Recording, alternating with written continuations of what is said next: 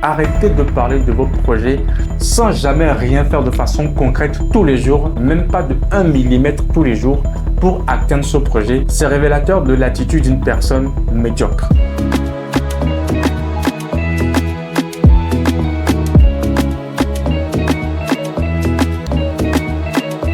Salut! Comment transformer vos idées de projet en réalité tout en conservant votre emploi? C'est ce que nous allons voir dans cette vidéo. Je vais tout de suite passer à la première partie sur comment passer de l'inspiration à l'action concrète. Beaucoup de gens ont des projets, ont des idées innovantes, mais très peu d'entre elles arrivent à les concrétiser en projets tangibles et concrets. Tu as certainement déjà dû entendre quelque part que le cimetière est l'endroit où il y a le plus de regrets, le plus de projets. Car ces personnes-là, enterrées, sont parties avec leurs projets sans jamais avoir réussi à les concrétiser de leur vivant. Donc pour éviter que cela vous arrive, eh bien, il est nécessaire, il est très important de pouvoir passer de l'idée à l'action concrète. Et comment faire ceci? Eh bien, c'est en structurant vos idées, en structurant votre idée de projet. Et cela commence par décomposer l'idée en petites étapes claires et réalisables. On va se dire la vérité. Je ne peux pas, moi, actuellement, construire un building de 50 étages. Premièrement, parce que je n'ai pas de compétences en la matière. Et un building de 50 étages, c'est beaucoup trop. C'est un projet irréalisable pour moi.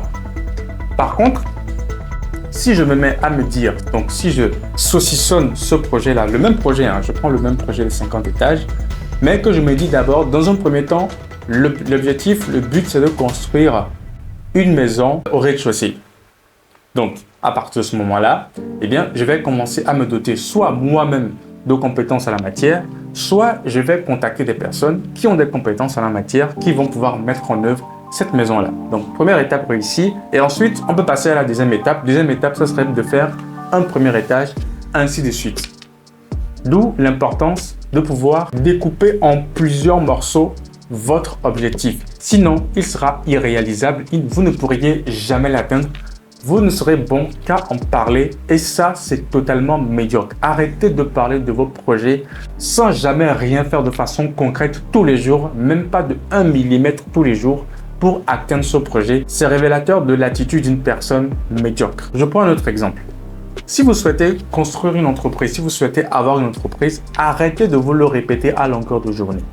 Posez-vous plutôt la question de savoir en quoi est-ce que, ou en tout cas, quel est le problème que je souhaite résoudre. Commencez de l'intérieur vers l'extérieur. Après, créer une entreprise, ça va être beaucoup plus facile puisque si vous arrivez déjà à résoudre un problème spécifique, eh bien, il sera beaucoup plus facile pour vous de vous organiser de façon structurelle, fonctionnelle, administrative et mettre sur pied votre entreprise. Ça part d'abord de l'intérieur. Résolvez d'abord un problème en particulier avant de vouloir mettre ce qu'il y a tout autour, c'est-à-dire la forme. Et pour résoudre le problème, vous devez donc définir votre cible. Vous devez également savoir quelles sont les premières étapes à mener, quelles sont les premières actions à faire pour la résolution du problème en particulier. C'est donc millimètre par millimètre, de l'intérieur vers l'extérieur, qu'un jour vous direz que vous avez réussi à créer, à monter votre entreprise. Quand je reprends l'exemple du bâtiment de 50 étages, eh bien, pareil, même pour les personnes qui ont les compétences en question, elles ont dû forcément commencer par quelque part et ce n'est que millimètre par millimètre. Le bâtiment en question ne s'est pas construit 2 étages par 2 étages, c'est étage par étage et pour chaque étage, il y a bien des étapes pour finaliser un étage avant de passer à un autre étage. J'essaye de vous montrer à quel point est-ce que même les grandes choses se sont construites millimètre par millimètre avec de la grandeur si on veut y mettre du cœur. Donc, voici pour cette première partie. En deuxième partie, clarifier sa vision et définir ses objectifs. Très important.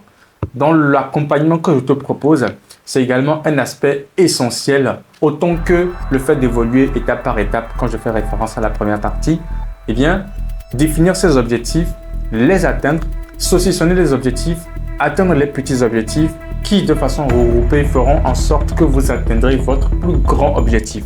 C'est très important. Retenez que ce n'est pas parce qu'il est nécessaire de découper l'objectif principal en plusieurs petits objectifs que l'objectif principal ne doit pas être clair et bien défini.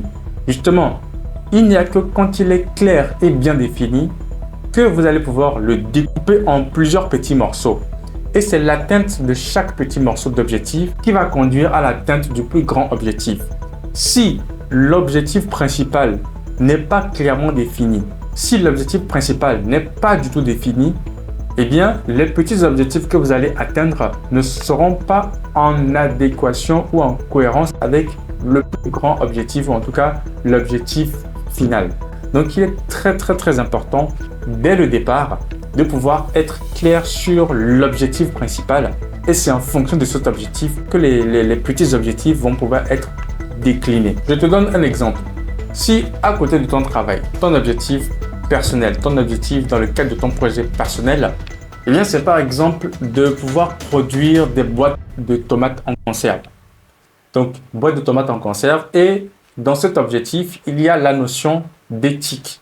C'est-à-dire que ces boîtes de tomates de conserve doivent être produites, doivent être fabriquées par une chaîne de production locale. Donc, ça c'est le plus grand objectif.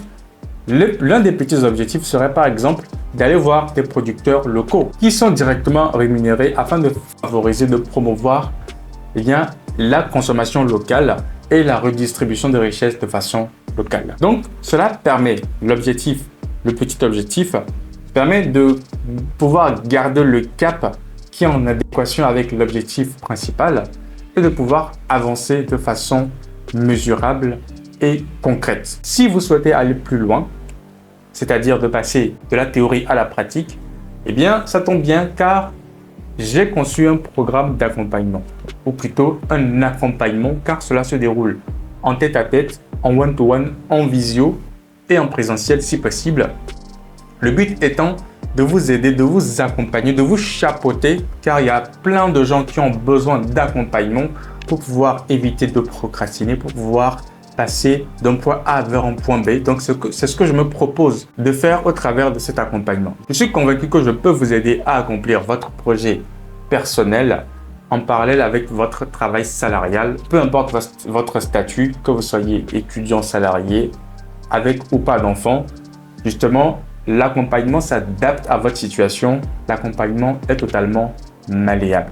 Donc, il suffit juste d'aller dans la barre de description et de cliquer sur le lien afin de réserver une séance de coaching, une séance d'échange totalement gratuite pendant laquelle on va pouvoir échanger et savoir mettre en place, ou en tout cas voir comment est-ce que je peux vous accompagner, dans quelle mesure est-ce que je peux vous accompagner dans le lancement et dans la gestion de votre projet en parallèle de votre travail. C'est la fin de cette vidéo. N'hésite pas à aller dans la barre de commentaires afin de réserver une place pour un échange avec moi totalement gratuit afin qu'on puisse se projeter sur l'avenir de ton projet personnel. Prends bien soin de toi. À très bientôt dans la prochaine vidéo.